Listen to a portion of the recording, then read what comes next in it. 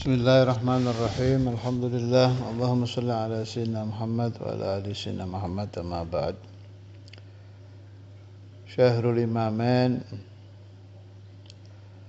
bagian 18-10 Jumadil Akhir. Untuk yang sekarang mulai masuk ke Syekhul Imam Al-Habib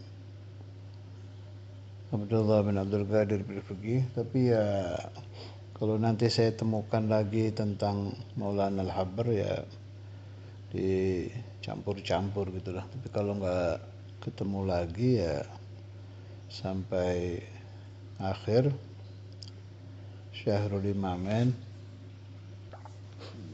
tentang Syekhul Imam Al-Habib Abdullah bin Abdul Qadir bin Fiqih. Jadi pertama saya mau masuk ke kecintaan beliau dengan ilmu hadis. Yang saya dengar asalnya itu Sayyidul Walid Al-Habib Abdullah bin Abdul Qadir bin Fiqih itu lebih tenggelam di dalam pembahasan tafsir Al-Quran. Saya masih dapati beberapa alumni tua, ya bukan sekarang, tahun-tahun 80-90 itu yang ngalami waktu Sayyidul Walid itu lagi tenggelam di tafsir. Masih sempat saya temui. Wastafadtu minhum, saya dapat keterangan dari beliau itu. Jadi rata-rata yang dapati Sayyidul Walid zaman lebih ke tafsir itu alumni Embong Arab ya. Maksudnya alumni yang taklim Habib Abdul Qadir bin Ahmad bin Fiqih masih hidup. Kalau zaman Darul Hadis Klojen itu sudah di hadis, wong itu mulainya masih di Embong Arab. Jadi tengah-tengah Sayyidul Walid sedang senang-senangnya dengan Al-Quran itu, malah karena dari riwayat itu Darul Hadis itu mau diberi nama Darul Quran. Jadi Abah itu kepingin memberi nama Darul Quran.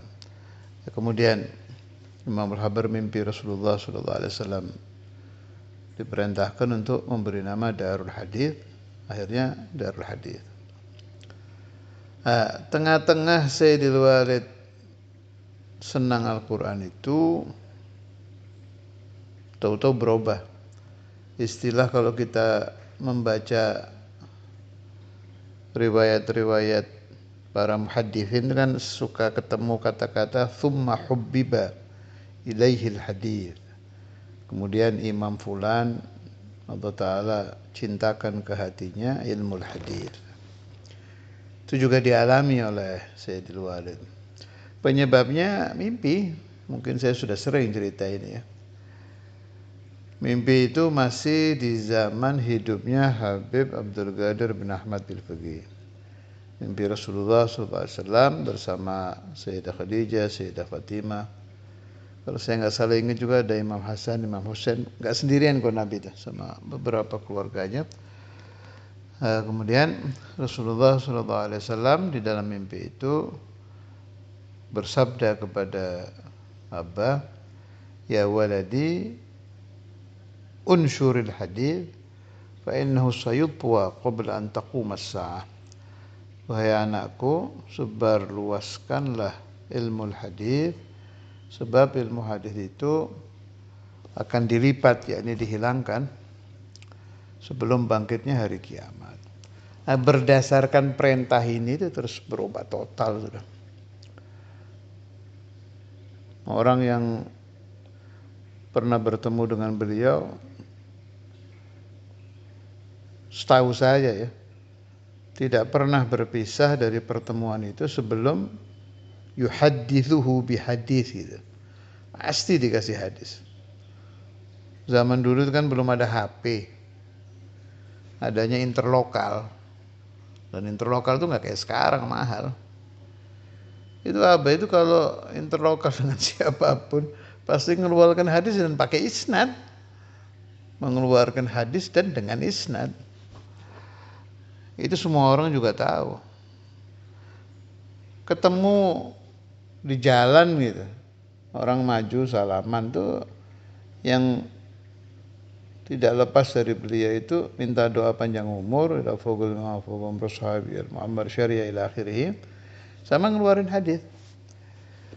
Kalau saya pikir itu karena kuatnya jiwa beliau di dalam imtithalul amr. Selalu ingat kepada perintah Nabi yang dimimpi tadi itu, mensyuril hadis fa innahu sayutwa qabla an taqum as-saah. Itu dipegang kuat. Seharusnya memang begitu ya, setiap orang yang mendapatkan isyarah minallah atau min rasulillah atau min sayyidina al-khadir atau min waliyin min awliyaillah, dari Allah atau Nabi Khadir atau mimpi wali apa dipesan ya pegang kuat seumur hidup. Biasanya kan sebulan 2 bulan dipegang, kesananya enggak. Seminggu 2 minggu dipegang, kesana enggak. Itu Sayyidil Walid enggak kuat, kalau dapat isyarah itu dipegang kuat-kuat. Dan kita mulahadhah di dalam mimpi itu ada kata-kata ya waladi ya. Tolong diingat itu, garis bawahi. Ada kata-kata ya waladi, wahai anakku. Itu ikrar kan, ini kan pahamlah yang saya maksud, lagi ribut-ribut apa.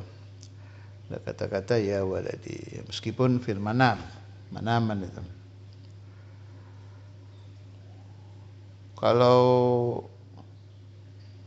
penyebab kuatnya hafalan beliau itu juga barokah mimpi Rasulullah sallallahu alaihi wasallam. Insyaallah saya bahas besok malam tuh ya, yang cerita ru'yah beliau Nabi sallallahu alaihi wasallam yang setelah mimpi terus hafalannya kuat. Ini dua-duanya sudah sering saya utarakan, tapi ya tidak mengapa, ini Syahrul Imaman kan tujuannya mengenang. Jadi yang sudah dibahas, tidak mengapa diulang-ulang. Pokoknya dari tanggal wafatnya Syekhuna Imam Habib Abdullah bin Faqih sampai tanggal wafatnya Maulana Al-Habr Al-Habib Abdul Qadir bin Ahmad bin Faqih, kita buka kembali riwayat-riwayat keduanya, berharap mendapatkan barokatul imamain. Karena ada itu di Al-Uhud Al-Muhammadiyah dari Imam Sya'rani. Ini juga di akhir-akhir umur Syekhuna Imam di mana-mana dibawa ini. Sering disebut oleh beliau. Di majlis manapun, ukhidha alaina al-ahdul 'am min Rasulillah sallallahu alaihi wasallam an nadhkur syuyukhana ahya'an wa amwata istinzalan li saybi barakatihim wa man dzakarahum kana amina. Kami diberi janji, kata Imam Sya'rani, secara umum, diberi janji umum itu maksudnya di baiat ya, di baiat secara umum. Maksudnya di baiat secara umum itu Imam Sya'rani itu punya faham bahwa perintah-perintah Nabi Muhammad SAW yang tersebar di hadis-hadis itu sama saja dengan baiat, tapi baiat umum gitu. Siapa yang di baiat? Jami'ul ummah. Pemahaman bagus dari Imam Sya'rani. Jadi hadis-hadis Nabi yang berisi perintah-perintah itu sama saja dengan orang baiat tarekat gitu. Tapi secara umum. Mursyidnya siapa? Ar-Rasul sallallahu alaihi wasallam. Mustarsyidnya, muridnya siapa? Ya umat ini. Al-Ummah Al-Muhammadiyah. Dibaiat oleh Nabi secara umum untuk selalu menyebut guru-guru kita, mursyid-mursyid kita, ahya'an wa amwata, baik yang masih hidup atau yang sudah wafat. Apa hikmahnya? Istinzalan li soibi barokatihim, untuk menurunkan barokah mereka. Ini yang penting. Wa man dzakaruhum kana amina. Siapa-siapa yang mengingat, yang menyebut-nyebut guru-gurunya, dia akan diberi rasa aman di dalam hatinya. Wassallallahu ala sayyidina Muhammad wa ala alihi wa sahbihi wasallam walhamdulillahi rabbil alamin.